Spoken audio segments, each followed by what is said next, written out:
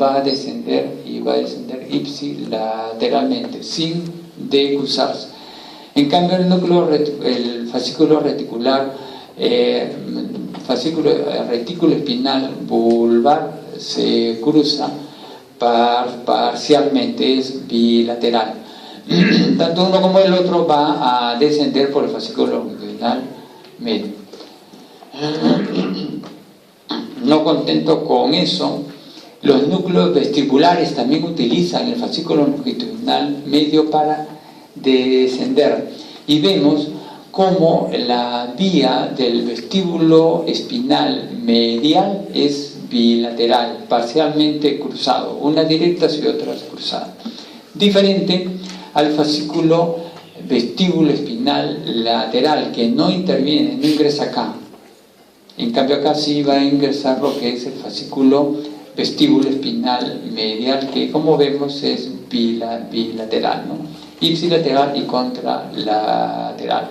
Vemos porque el fascículo longitudinal medio es fundamental. Bueno, acá lo que habíamos dicho, por qué razón es que no llegaba la vía córtico-nuclear a los núcleos oculomotores, ya lo hemos explicado acá. La otra cuestión es que tenemos que ver que las vías ascendentes, como la vía del cordón posterior, fascículo Golgi y de Burdach, se cruza a nivel del tercio inferior del bulbo, por encima de la coagulación piramidal, asciende en lo que es el menisco medio y para la sensibilidad epicrítica, táctil epicrítica y protopática, y la vía lateral, la espinotalámica, cambia con el nombre del menisco espinal.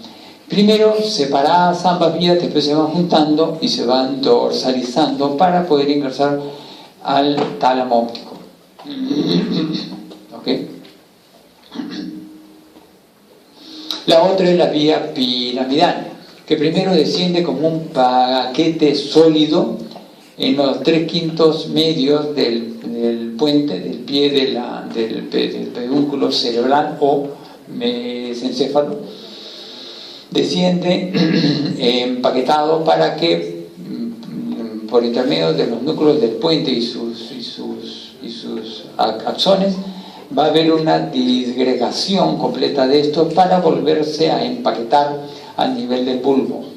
Finalmente en el tercio inferior del bulbo se cruza esto, pero vemos acá, lo vamos a describir, que la decruzación es incompleta. Bien, jóvenes, entonces ahora empieza la segunda parte, que es la vía de los cortes, ¿ok? A ver, un estiramiento.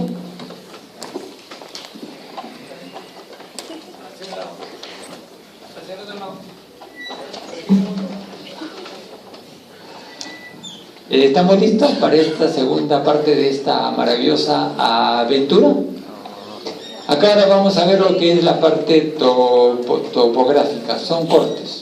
El tronco cerebral se estudia en esa forma. El primer corte va a ser lo que es, pero algunas consideraciones.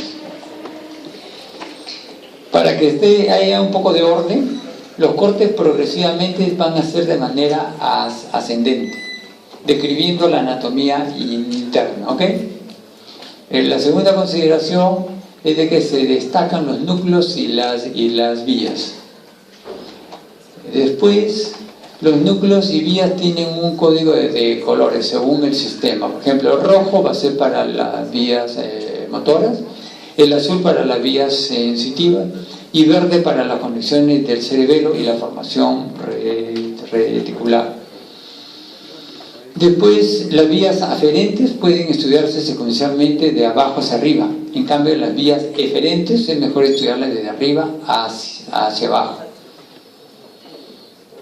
Otra consideración importante es que las estructuras descritas en un corte inferior no se vuelven a explicar en el corte superior, si no, no vamos a finalizar nunca, porque esto se repite corte a corte. Después, en cada nivel se incorporan réplicas en miniatura de estas dos representaciones.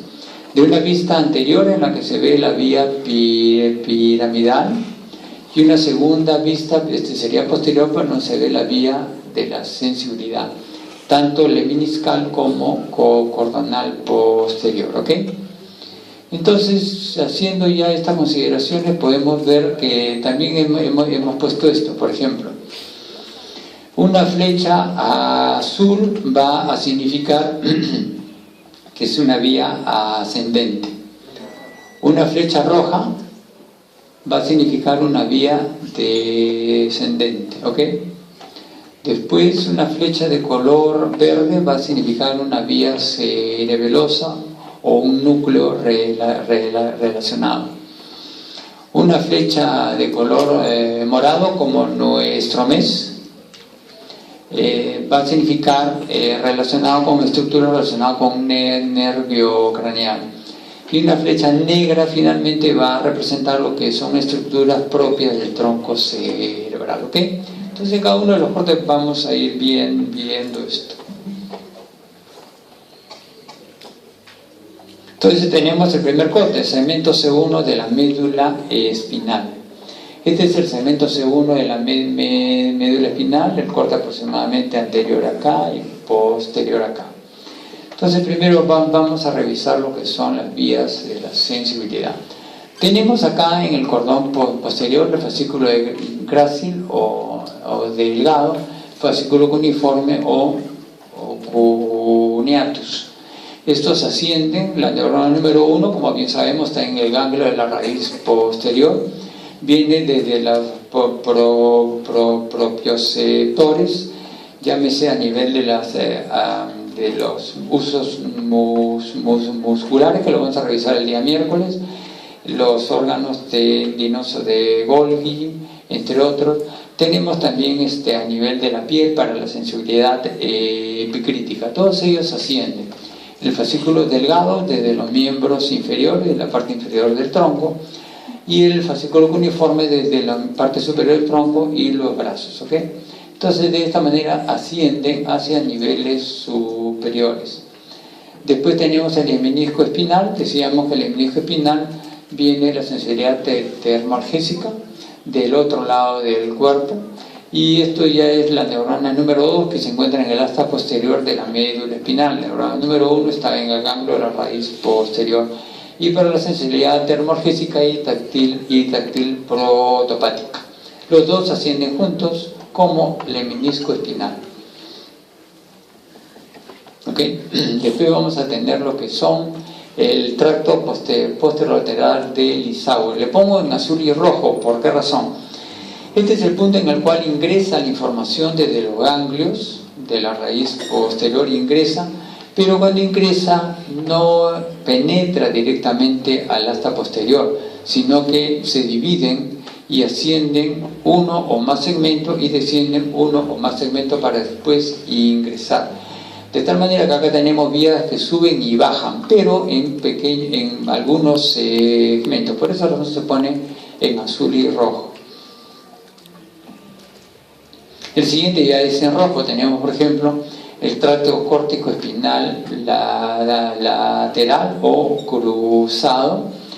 Tenemos el tracto córtico espinal anterior, que aparentemente es una vía directa. Sin embargo, en el momento en que hace su posta en la neurona número 2, cruza, ¿ok?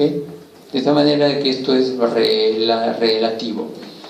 Otra cosa que tenemos son las proyecciones autónomas del hipotálamo. Son vías descendentes que vienen desde el hipotálamo y que van a ir a los diferentes núcleos del tronco cerebral y también hacia los núcleos parasimpáticos lumbosacros. Tenemos por acá el tracto retículo espinal vulvar.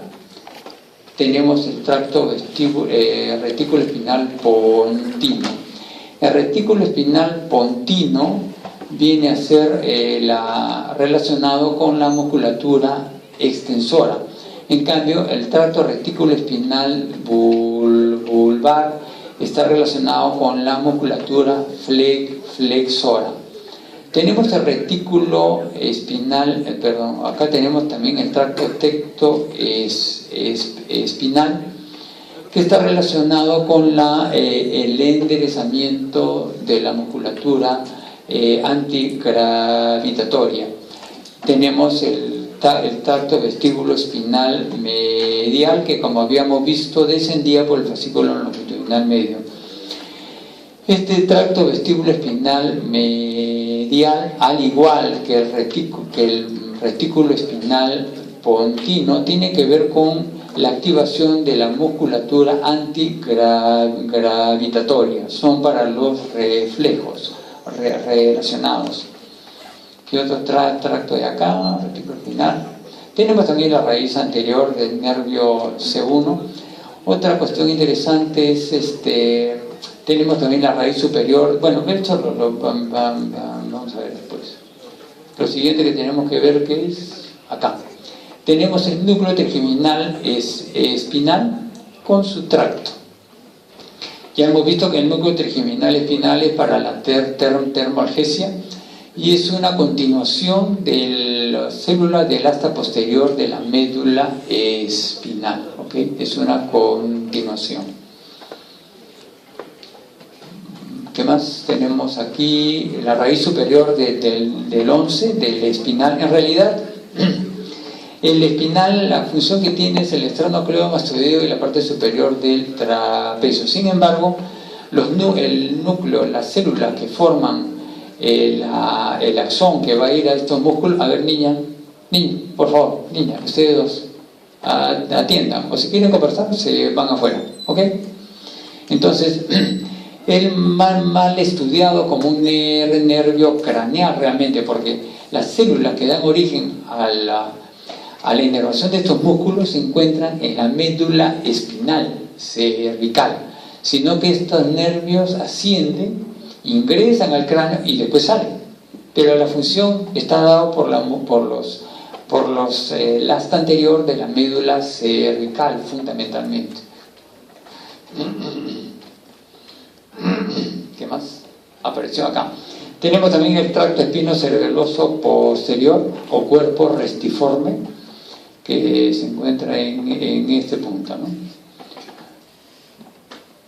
Algo más acá. Tenemos la raíz anterior del nervio C1. Esto es por las motoneuronas alfas y que van a salir por las raíces ventrales, ¿no? El segundo corte es la unión espino-vulvar. Lo llamativo de este corte, lo fundamental de este corte es la decusación piramidal. Y acá lo que se puede ver es que el tracto piramidal, que está empaquetado en el tercio inferior del bulbo, va a decusarse. El 80% de las fibras se cruzan directamente y van a ir a lo que es el tracto córtico espinal lateral o cruzado. 10% siguen de frente por el tracto córtico espinal anterior. Pero en el momento que van a dar su rama para la célula del asta anterior, cruzan.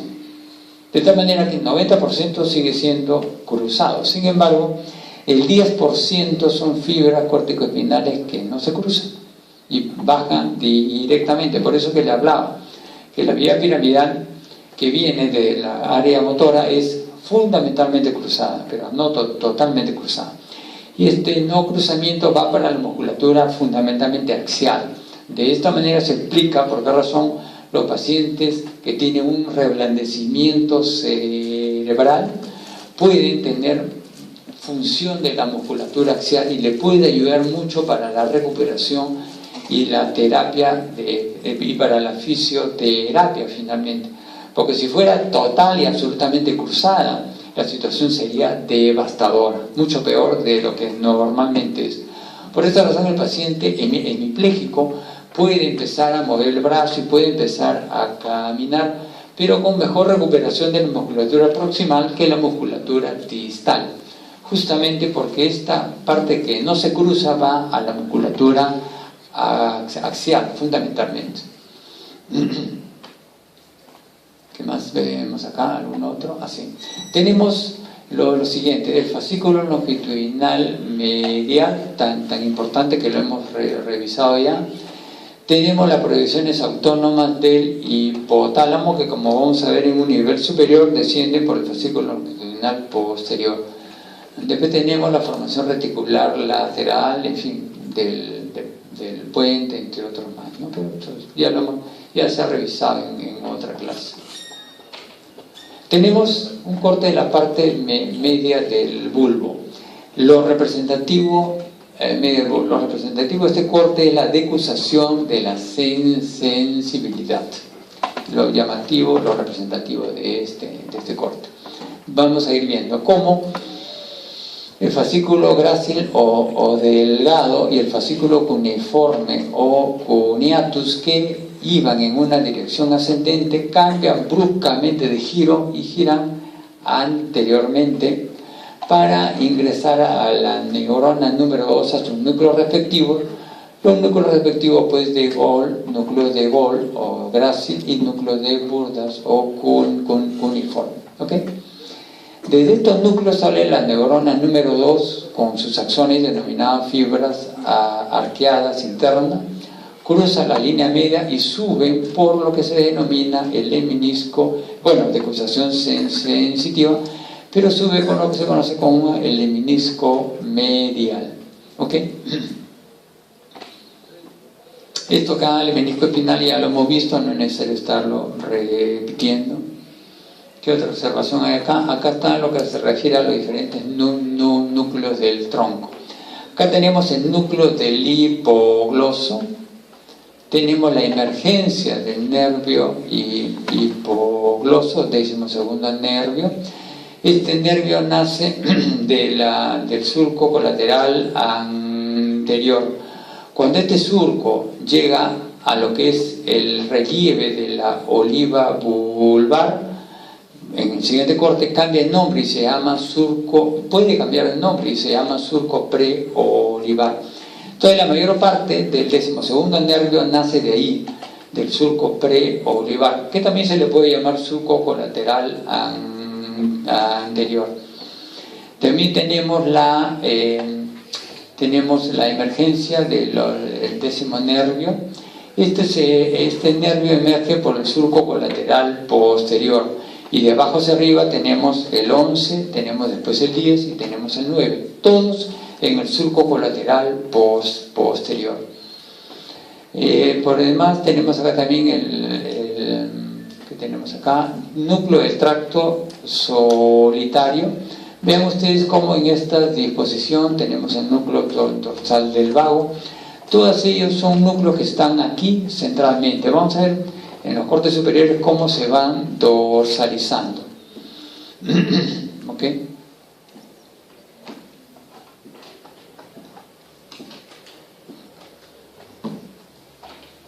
Acá tenemos el núcleo cuneiforme accesorio, que en realidad no tiene nada que hacer con la sensibilidad propositiva, sino tiene que ver, con la sensibilidad táctil epicrítica, sino ya con las vías espinocerebelosas. Del núcleo cuneiforme accesorio va la vía que va hacia el cerebelo.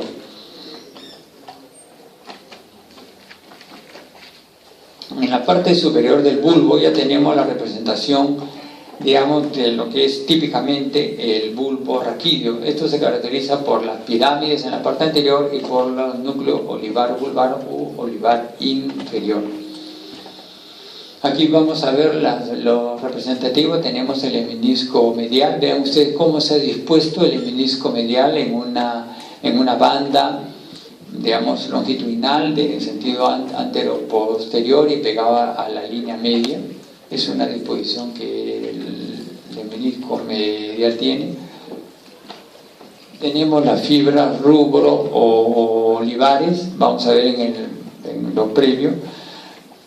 Esto desciende a través de las vías rubro espinales. Y vamos a ver de atrás hacia adelante el fascículo longitudinal posterior. Por él descienden las vías autonómicas del hipotálamo para los diferentes núcleos autónomos parasimpático del tronco cerebral y va a descender la médula espinal hasta el núcleo lumbosacro parasimpático. Tenemos el fascículo longitudinal medio, que ya lo hemos visto, y tenemos los núcleos magno de Raffen, que es parte de la clase pues, del sistema límbico que ya hemos visto, ¿no? Tenemos una área quimioreceptora que no tiene nada que ver con las áreas de los órganos circunventriculares. Recuerdan en la clase de hipotálamo había una serie de núcleos circunventriculares que tenían que ver con la diferencia en el grado, medir la diferencia de osmolaridad y volumen sanguíneo. En este caso, esto tiene que ver con la recepción de lo que es la acidificación o no, porque mide lo que es el bicarbonato en el líquido cefalorraquídeo, entre otros componentes más. Y tiene una relación muy importante con el núcleo dorsal del vago. Acá tenemos el núcleo olivar inferior y tenemos el núcleo olivar accesorio. El olivar inferior muy desarrollado en los humanoides. En cambio, en los animales inferiores es más desarrollado el núcleo olivar accesorio. Este último, los humanos muchas veces no se encuentra. De este núcleo olivar inferior u olivar vulvar tenemos las vías olivo-cerebelosas y van a ascender por intermedio del pedúnculo cerebeloso inferior. Es un núcleo importante que tiene que ver con el aprendizaje nuevo aprendizaje de adaptación a los cambios. Por ejemplo, si estamos acostumbrados a subir escaleras de un peldaño dado, ahí automáticamente ya programa todo esto los ganglios basales cerebrales. Ahí el engrama motor para que uno pueda subir. Sin embargo, si en un momento dado las pendientes son muy altas, hay un cerro empinado, hay algo que no está dentro del programa de los ganglios basales de un aprendizaje previo. Aquí interviene el núcleo olivar inferior. Su adaptación es inmediata, rápida, para poder salvar esa situación y mandarlos en gramas necesarios para la coordinación de los desplazamientos. Y le informa al cerebelo de esta nueva información que no estaba previamente. ¿Qué más? Estamos aquí, ok. Vamos a ver si hay más. Acá tenemos el núcleo del hipogloso. Ya en este corte vemos que esta parte posterior corresponde al piso del cuarto ventrículo, al triángulo inferior. Y de adentro hacia afuera tenemos el núcleo del hipogloso, que ya hemos descrito cómo sale por el surco preolivar. Corresponde al ala blanca interna. A continuación tenemos el núcleo del dorsal del vago, que corresponde al ala gris. Esto es en el piso del cuarto ventrículo. Y por fuera tenemos los núcleos vestibulares, que corresponden al ala blanca externa. Tenemos aquí el núcleo vestibular medial, núcleo vestibular inferior, de los 4 conocidos. Antiguamente se pensaba de que el núcleo vestibular lateral era el único motor y los otros 3 núcleos, superior, inferior y el medial, eran sensitivos. Sin embargo, ahora se ha demostrado, como en esta diapositiva se ve, que son núcleos mixtos. Es sensitivo en la medida en que recibe la información desde la parte vestibular del oído interno, y es motor en la medida en que da axones para el control de los diferentes núcleos oculomotores y para formar las vías vestíbulo-espinales. Porque antiguamente se conocía solamente la vía vestíbulo-espinal como si fuera única, porque se había reconocido así. Ahora se denomina vestíbulo espinal lateral. No se reconocía el vestíbulo espinal medial. ¿Por qué no se conocía? Porque estaba dentro, ingresaba en el interior del fascículo longitudinal medio. O sea, no había forma de poderlo ver. Sin embargo, otros núcleos, como el núcleo vestibular interno y el núcleo vestibular inferior, contribuyen con vías motoras a esta vía vestíbulo espinal medial. Por otra parte tenemos el núcleo de tracto solitario, núcleo salival inferior. Vean ustedes acá la emergencia del noveno nervio y al lado izquierdo la emergencia del décimo nervio y por el mismo surco, el surco colateral posterior, de abajo para arriba van naciendo el 11, el 10 y el 9, ¿ok? O si quieren de arriba abajo 9, 10 y 11.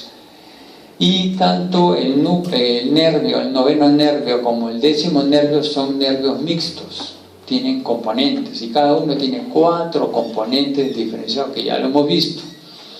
¿Ok? El eferente visceral general, eferente visceral especial, aferente somático, aferente visceral especial y aferente visceral general. Tiene 4 componentes, con sus núcleos, con sus vías y con sus funciones.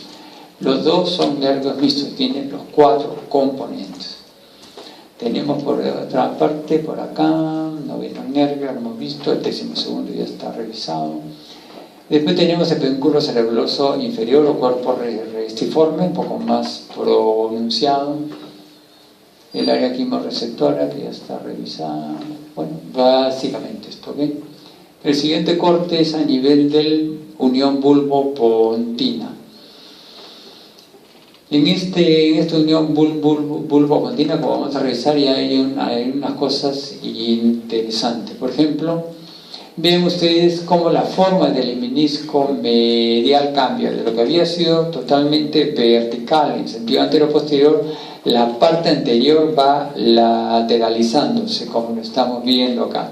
Y vean ustedes que no solamente hay el menisco medial y el menisco espinal, aparecen 2 nuevos meniscos, el menisco trigeminal y el menisco lateral, ¿ok?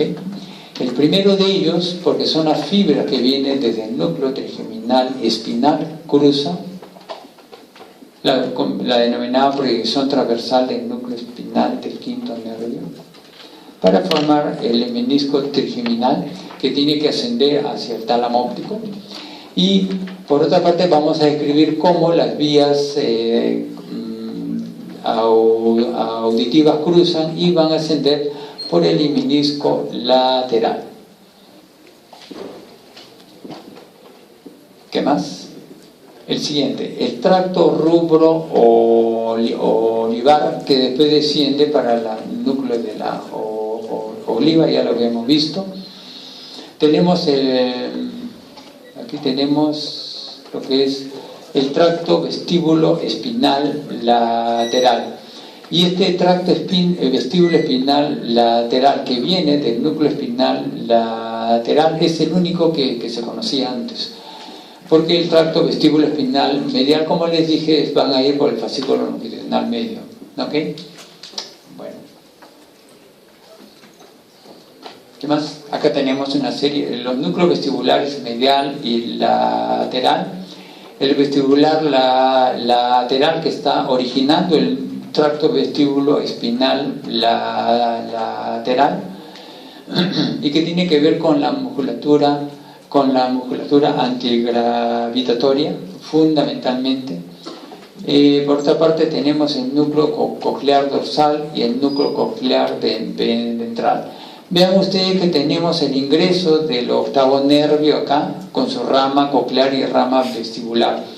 Mientras la rama coclear va a tener un trayecto corto hacia lo que es el núcleo coclear ventral, la parte que va hacia el núcleo coclear dorsal tiene que rodear posteriormente el pedúnculo cerebeloso inferior o denominado cuerpo restiforme.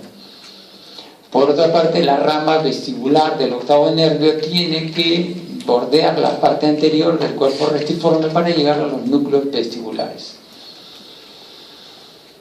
De los núcleos vestibulares ya hemos descrito cómo se forma el tracto vestíbulo espinal, pero también se forma el tracto vestíbulo espinal, lateral, y el tracto vestíbulo espinal medial, que inmediatamente desaparece porque va por el fascículo longitudinal medio, que ya lo hemos visto.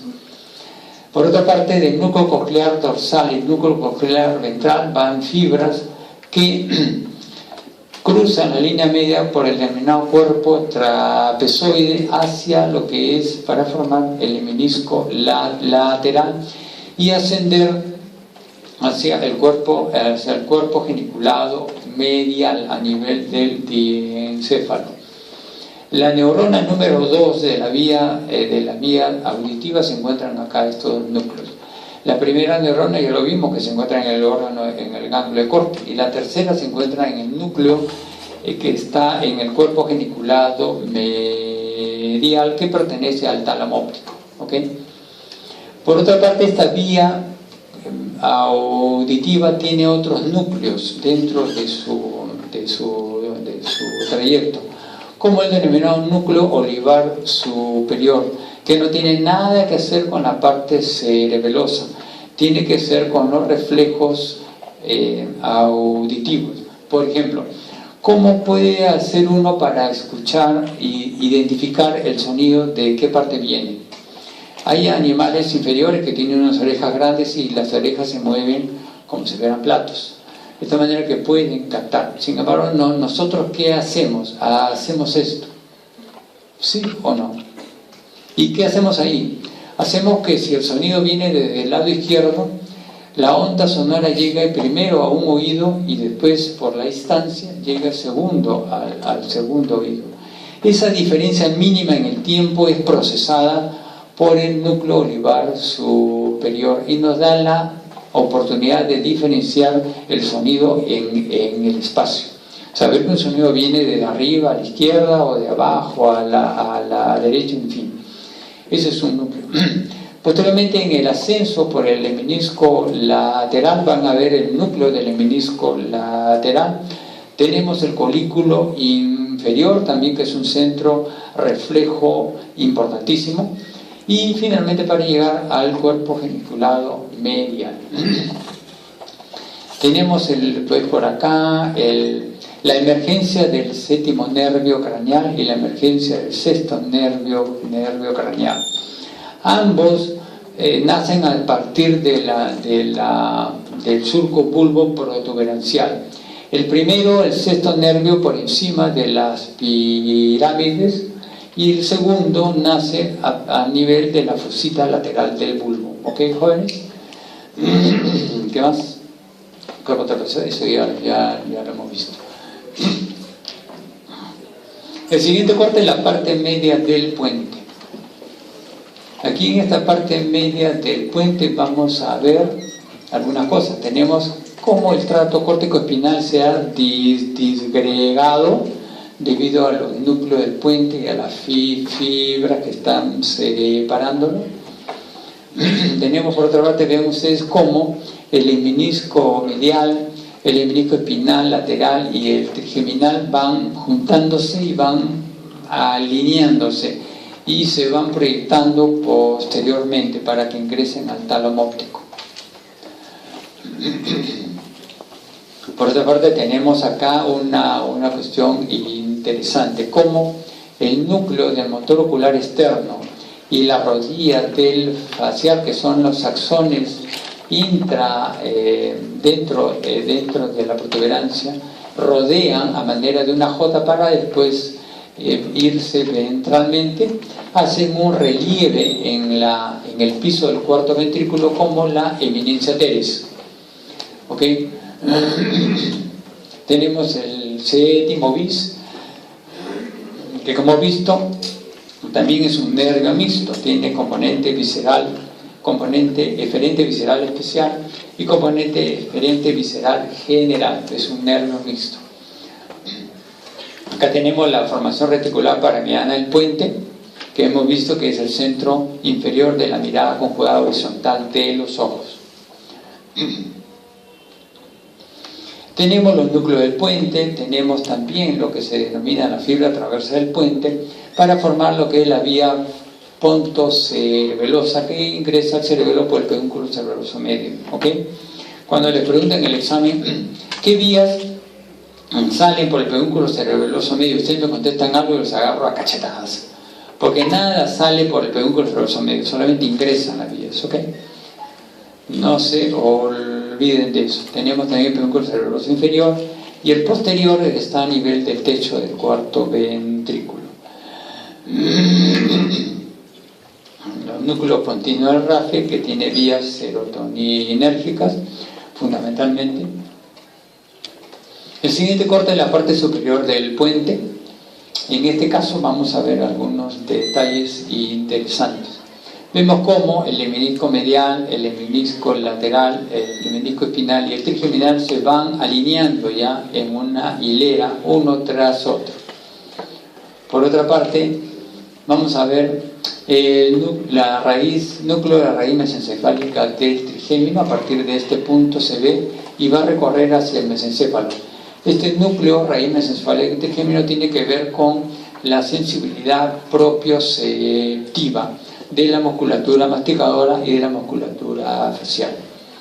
Tenemos el núcleo trigeminal principal del quinto nervio, que es para la sensibilidad táctil epicrítica. Tenemos la emergencia del quinto nervio, que se da por la parte lateral de los rodetes protuberanciales. También el quinto nervio es un nervio mixto. Tiene componente aferente, visceral, aferente, somático general, ¿ok? Y también tiene eferente visceral especial para los músculos masticadores.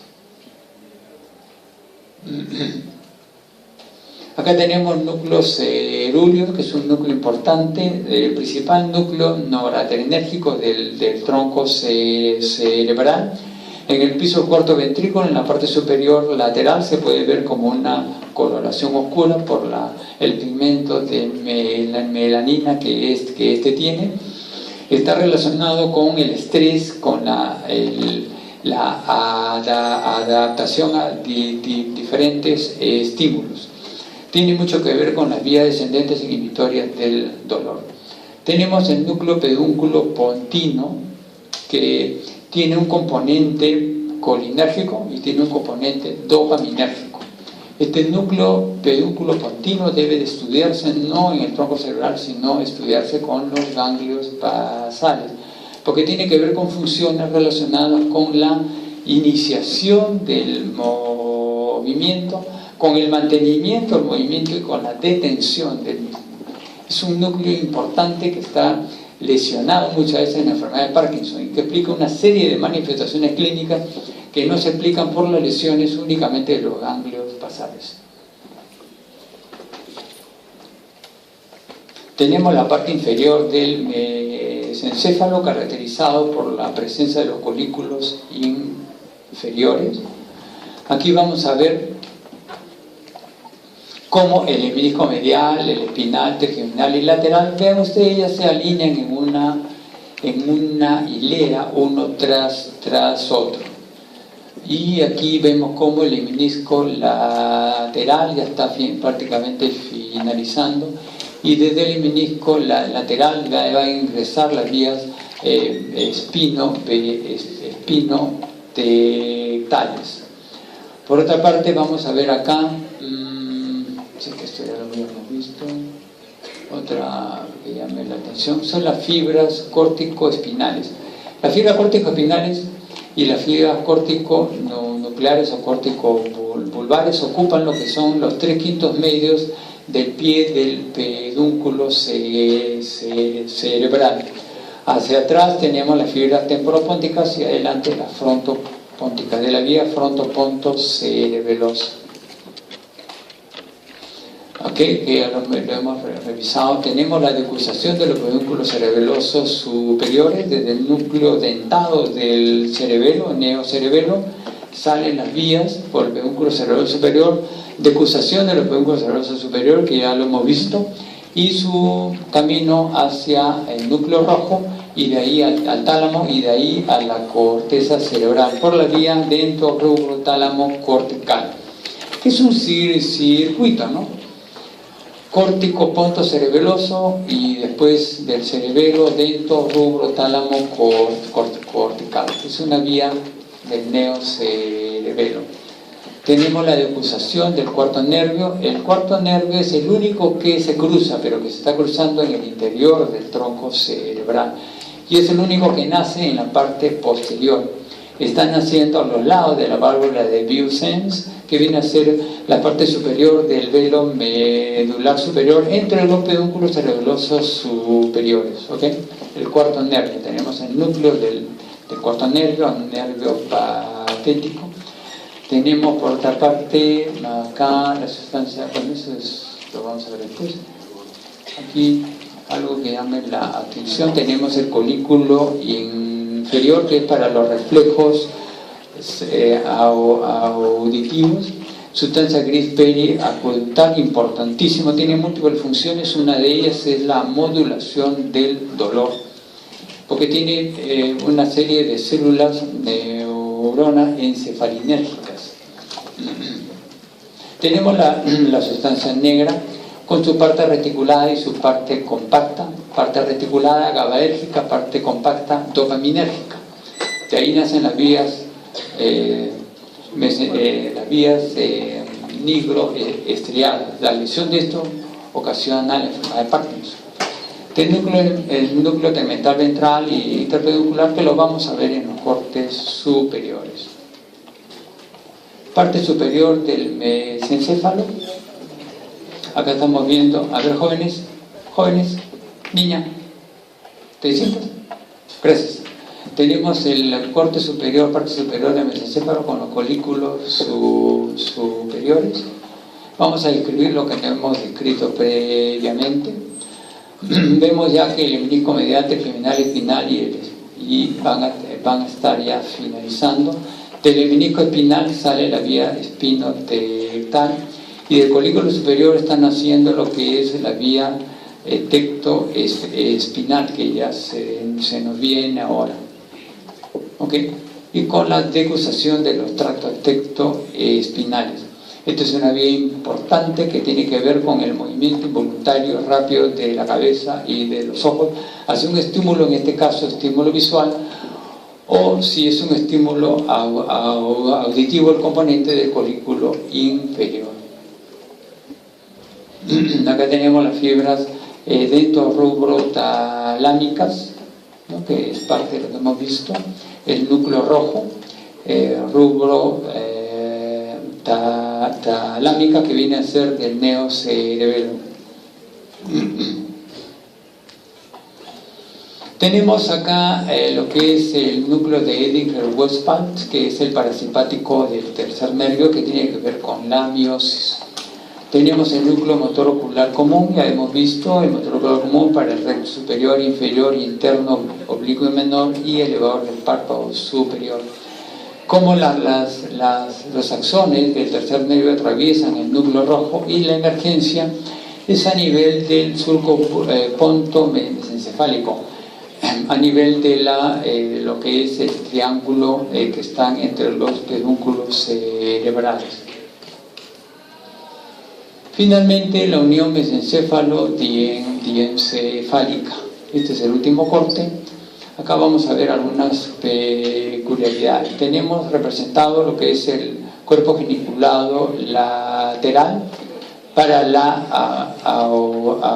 lo que es la visión, cuerpo geniculado medial para la audición. El brazo conjuntival posterior, que une lo que es el brazo conjuntival posterior, que une el colículo inferior con el cuerpo geniculado interno, y el no representado acá, el brazo conjuntival superior del colículo superior con el cuerpo geniculado lateral. El primero, audición; el segundo, la visión. Núcleo ventral posterior lateral del tálamo. Aquí vemos cómo las diferentes vías llegan. Esto ya lo hemos revisado en lo que es el tálamo óptico, ¿no?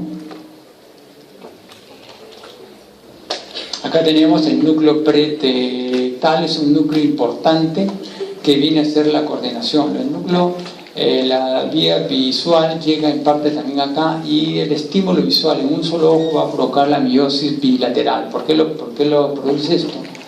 Por el núcleo pretectal va a tener eferencias bilaterales a ambos núcleos de Edinger-Westphal para la miosis, por eso ese reflejo consensual.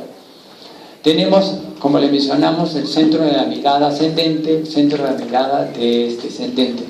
Son grupos nucleares coordinadores de los diferentes desplazamientos oculares en sentido vertical. A ver, jóvenes, ese trío, sensación que se encuentra ahí, ¿o se sientan o qué pasa? Gracias. Entonces, Por esta razón, las vías córtico-nuclear no llegan directamente a estos núcleos, hay centros coordinadores. Y esto se puede ver clínicamente. Por ejemplo, ustedes han escuchado hablar de la parálisis supranuclear progresiva o enfermedad de Steve-Richardson-Olszewski. Una de las patologías es de que no puede mirar hacia arriba.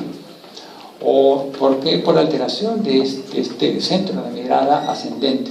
O un pinealoma que está comprimiendo en esta región, la glándula pineal, un pinealoma, comprime e impide el desplazamiento. Es la parálisis de los movimientos conjugados verticales de los ojos. Acá tenemos la glándula pineal, el núcleo vendular, que lo hemos visto en la clase de tálamo, de diencéfalo. Tenemos la comisura avendular que une ambos núcleos. Tenemos por otra parte el núcleo interpeduncular que está conectado desde el núcleo avendular con el fascículo retroreflejo hacia el núcleo interpeduncular, y que tiene que ver este núcleo, ahora sí les explico, relacionado con el sueño, ¿no?